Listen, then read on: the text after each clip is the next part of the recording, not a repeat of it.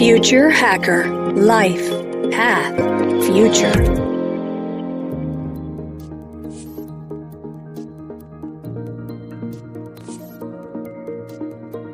Welcome back, everybody, to Future Hacker.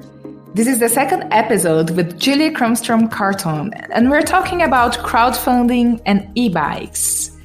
So let's now focus, Julie, on the future of mobility. We're talking a little more about e-bikes as well and what you see in a further future.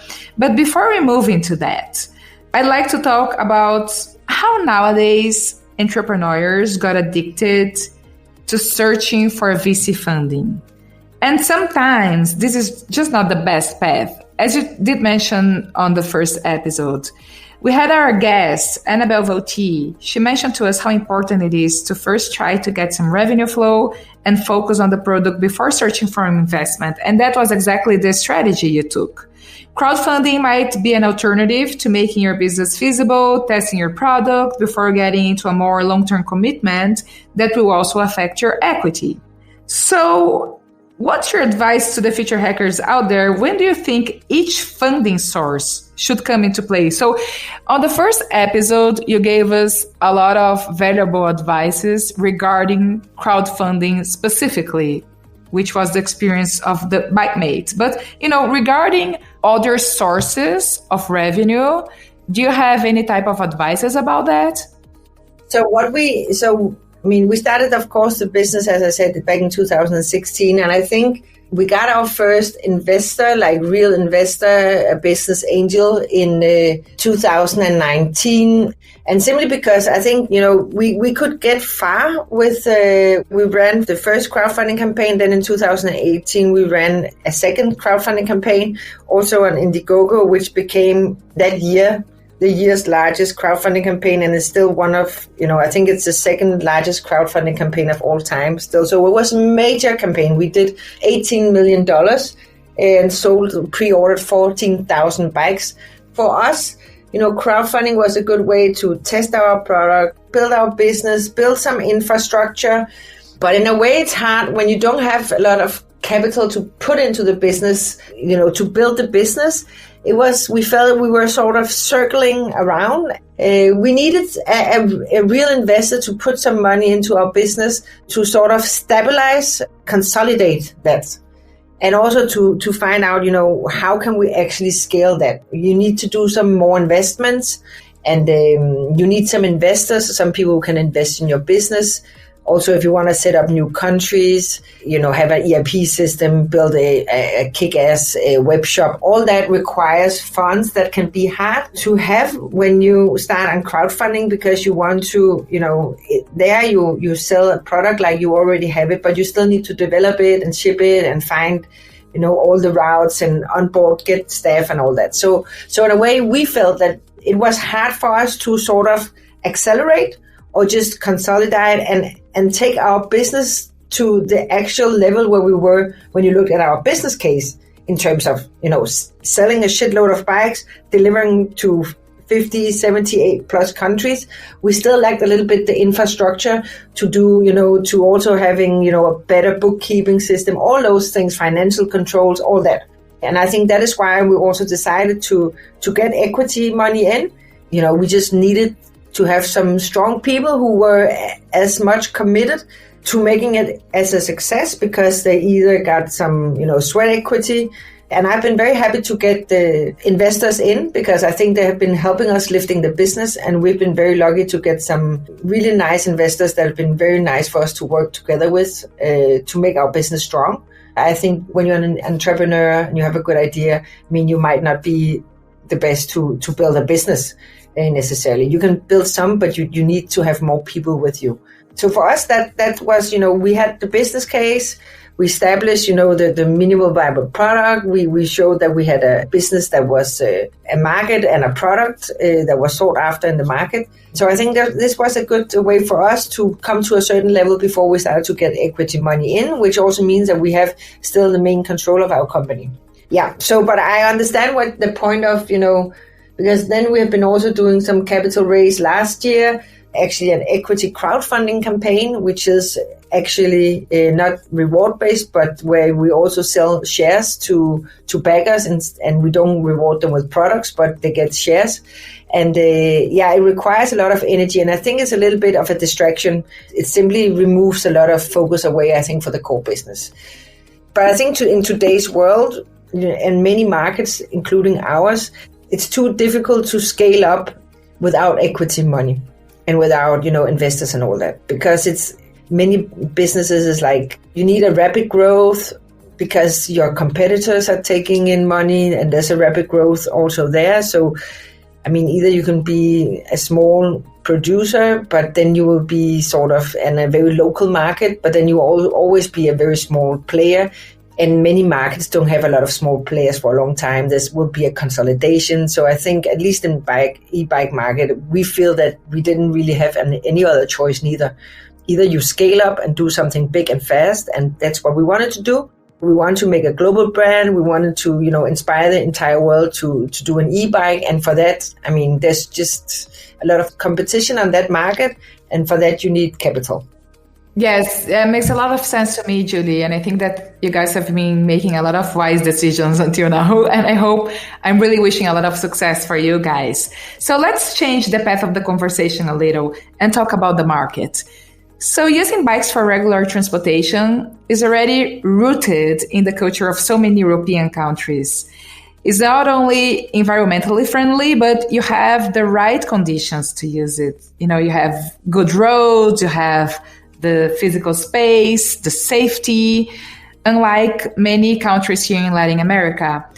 What are the trends regarding e-bikes and also mobility in general? There's no question about that the e-bike market is really booming. If you see statistics, the bike market is sort of very stable. There's not a huge growth, but e-bike market is really growing aggressively. Some people even say up to 2030 will be 50% more or less each year. So there's a lot of statistics that just shows that in all countries, e-bike market is soon becoming bigger than regular bike market for many different reasons. For in Denmark, you will see, because we are a bike country, so you often see people both having a bike and an e-bike. And I think people here, the young generation, there will probably be more people using an e-bike soon than bikes. Whereas countries like the US or Brazil, people will probably, skip their scooter or their car and they will go to an e-bike and probably not a bike. So you just see everywhere in the world, e-bike is just growing as a means of transportation.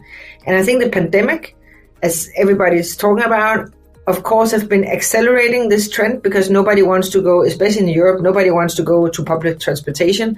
Most European countries still have sort of smaller roads and small villages where it's kind of safe to still ride a bike and, also good roads and all that.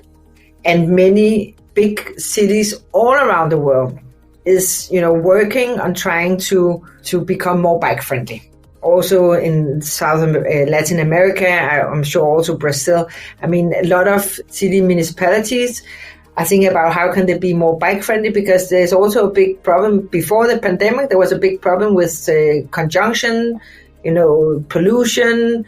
People were stuck in long traffic jams.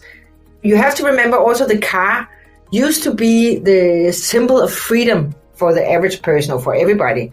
It was in the 50s, the 60s, the Industrial Revolution, when you started to get some money and you could purchase your car, you had your freedom. You had your freedom to move. You had the freedom to go somewhere. You were not dependent on anything or anybody, neither a horse or public transportation. But now it's no longer, especially if you live in metropolitan areas, it's no longer necessarily associated with freedom. Because when you go and take your car, you end up in endless traffic jam and commutes. And if you look at health statistics, there's something that really is unhealthy is actually to be stuck in traffic jams. It's very stressful. So a lot of countries are thinking about how can you reduce pollution and how can you just provide better infrastructure so people can get from A to B in the smartest way. And the pandemic now, when nobody wants to go to public transportation, you found out that you need to sort of take charge of your own transport. I think there, again, you find the bike or the e-bike, as many countries have a population that is not really used to biking anymore, e-bike would often be the easy solution. And it's a more flexible solution than, for example, a scooter, because an e-bike is still a smaller means of transportation than a scooter. So I think what we see is that a lot of people will tend to e-bikes. I think also another trend that we're seeing is, this whole micro-mobility in big areas. People will want to have several solutions for transportation. So sometimes you take your car, sometimes you take your taxi, sometimes, you take the public transportation, then you maybe take some of the small scooters. It's more for the really short commutes. Then some people will have an e-bike that, for mid-range. Then you maybe also have a subscription for carpool service. So sometimes you can use that. So I think that's what we will see compared to before. People would have a car and that's it. Maybe some people will take public transportation as now. And in the future, we will see that people will want to have several solutions that they can use. And then it's more like the combination of, that day, what they need to do, where they need to be, and how they can go. But there's no doubt that e-bike is one of the major players that is driving, I think that will be driving this, commute revolution or transportation revolution.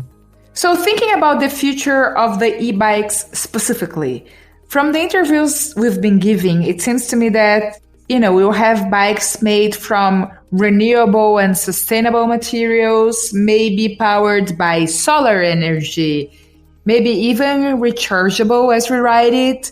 What's your take on that? Let's use the imagination a little. Yeah, I think, of course, right now there's in most businesses, also in fashion, everything, there's like a lot of new potentials in terms of, having sustainable material or self-charging or recharging a solar panel. And I think very much the e-bike, I don't think they will necessarily lead when it comes to development of new energy sources, because I think right now many e-bikes have lithium-ion batteries and they're not necessarily the most environmental friendly. So I think it would rather be maybe some of the battery manufacturers that will, drive that change, because, also the car industry and other big industry will demand it and will come up with new solutions that can also be implemented in biking. I think there will be some of the first. Some of it will come from smart grids of the fleet system that can measure. So it might come some strong forces from that point. So I think because an e-bike is also changing vehicles, there are many different bike models. It also goes into a little bit of an analog world in some way, because it still have that connotation from the pure simple bike. But of course, I do think there's just gonna be a lot of innovation and disruptive innovation in this field going forward, also self-driving bikes, all kinds of things. But of course, you need to have a critical masses. And I think that always takes more time than we actually think, from when you have a new solution to it actually mass implemented, because people also want to have affordable products, right? So I think the main driver will also always be, if we can find a solution that is more efficient and affordable, then it will be implemented fast. And for that, I think it's still an industry that is predominantly with a lot of smaller players, or comes from bike manufacturers, which is very traditional. So I think that it's still a kind of new industry in that sense. So I think that the development will come. We see a lot of different players trying to get into the e-bike market at the moment, from car manufacturers to fashion brands. So I think there's a lot of stir. And also, of course, the whole digital world is also sort of entering with fleet systems, and they are doing their own product. So I think right now we see a lot of stirs. We have a lot of different players, a lot of different things. And then there might be a consolidation. And with that consolidation, some very strong arm that will lead the technological development in this field. And I think we hope to be, of course, one of those big players going forward, because we have had a lot of traction. We got a lot of attention, and it's still a new market, I would say, somehow. But there are many strong players coming up. So it's all about fueling where we are now. And that is coming back to getting investors on board, clever money that can help us come to the next level. But it's very interesting to see what will happen. And for sure, this pandemic that have turned the entire world upside down. Whether you sit in Brazil or you sit in Denmark, we all experience this, craziness of, radical life change that I think will change our society quite a lot the next couple of years. That's definitely, you're right. And there's a lot to see what's coming next, right? So Julie, please tell us, so what's next for our company? Do you have any plans that you could share with us? And also for anybody that you'd like to know more about your bikes, please tell us, how to find more information and how to reach you. Yeah. So we have this new Mate SUV that comes out, which is, our take on the concept, a cargo bike, which is a 3-wheeler with a trunk in the front where you can, in Denmark, it's quite known concept for the last 10 years that people really use to especially transport their kids, because it's such an easy means of transportation. And most people also, for example, in the States, I think it's like 80% of bike or car rides in the US is less than 5 miles, which means that most people just use their car to go from, their home to their supermarket or from home to the local school. And that Mate SUV, so a cargo electric bike that has a lot of, resemblance to the car, because we want to associate with the car world, putting in cool lights, but it's still this 3-wheeler bike. I think that we will launch it during this year, with, features that have not been seen before on a cargo bike. So I think we have high expectations to this product, and it will be really disrupting and cool innovation from this category. And this category that is quite big already in Denmark, but it's in the most of the world is quite unknown. And it's here where we also have our force of the marketing arm that we have had. We've been really strong in telling the bike story, I would say, and giving the bike experience to the world. So this, I think, is the most exciting product we have coming out next year. Then we, of course, have a medium bike within our regular bike range. And then we're also launching some cool Mate apparel that is also thought into the category of e-bike, and a lot of cool accessories. So these are some of the most important steps, I think, product-wise for this year, besides, of course, a lot of fun global campaigns, trying also to get more women into riding. In Denmark, it's 50-50 of men and women taking bikes, for example, to work. Actually, it's a little more women who's biking in Denmark than men, whereas in the rest of the world, if you see people on bike, it's mostly men. So I think we want to do also a little bit effort to tell the story to the world's women of, why they should take a bike and how empowering it can feel to be riding. And lastly, I think that is quite interesting for you and maybe some of your listeners, is that not only are we going in strong in the US for this year, we're also planning to launch a crowdfunding campaign in Brazil with our brother, Peter, who is living in Brazil and who has been living in Brazil for 8 years. And we're looking to set up production in Brazil. So we want to make, launch Mate in Brazil, because we do believe also Brazil is a perfect country for actually e-biking, and you don't have many players there. I think it's also time to revolutionize the transport sector in Brazil. So we want to start up Mate in Brazil, and we want to do also assembly and the production in Brazil. So it will be, maybe it's a concept from Denmark, but to Brazil, made by Brazilians, with our brother who's been living there and absolutely love the country. And I've also been visiting, and I also love it. And I think there's a magic connection also between Mate and Brazil. So that I'm very excited about also, because Brazil is just, you have so many of the similar values as we want to have in Mate, about, fun, freedom, joy of life, just waking up in the morning, and then you can go from A to anywhere. There's definitely a lot of exciting news, Julie. Thank you so much for being our guest. A lot of really wise advice, a lot of interesting information. I'm pretty sure our listeners will love it. So thank you so much for your time. And thanks everybody for listening. Stay tuned for next episodes of Future Hacker. Future Hacker. Life. Path. Future.